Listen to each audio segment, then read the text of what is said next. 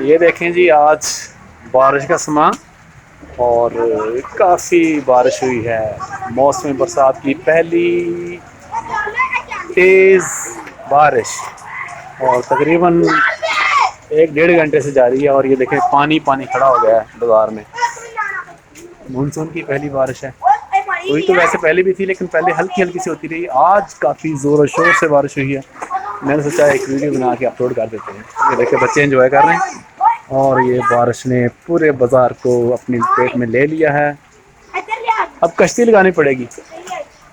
ये बारिश का पानी मुझे ले के डूबा, मुझे ले के डूबा, ये बारिश का पानी छम छम छमा छम छम छम छमा छम ला ला ला ला ला ला। मौसम जो है वो ठंडा हो चुका है, ठंडा ठार हो चुका है। ये देखें जी, महल भी बारिश में नहा रहा है। ये दरिया में कूदने लगा। वो देखें जी, वो पानी में चला गया महल।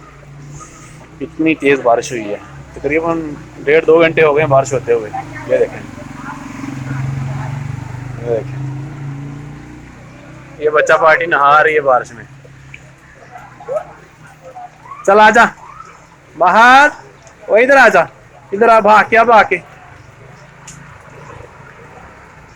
आजा आजा आजा, शाबाश। ये देखें जी, महल एंजॉय करते हुए। आजा आजा बाहर आजा, अब सर्दी होगी, अब बाहर आजा। और अब हवा चल पड़ी है और सर्दी लग रही है अब तो।